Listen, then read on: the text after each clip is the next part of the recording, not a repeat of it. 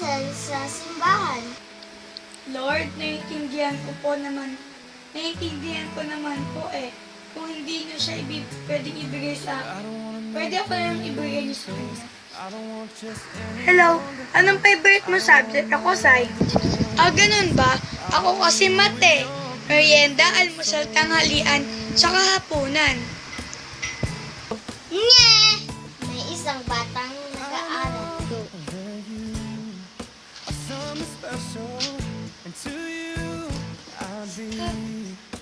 Bastos ka rin eh. Bakit?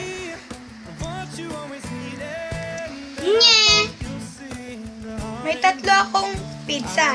Tapos hiningi ka ng isa. Ilan ang matitira? E di wala.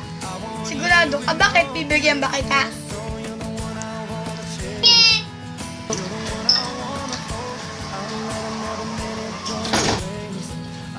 Ayun ang init. Lumabas lang ako ng bahay. Naka-alnino agad. Ang hirap talaga maging hot. Nye! Good news, masaya ka. Talaga? Siyempre, may bad news din. Ha? Ano yun? Masaya ka para sa kanilang dalawa. Nye! May isang babaeng nagsusulat ng isa. Ha?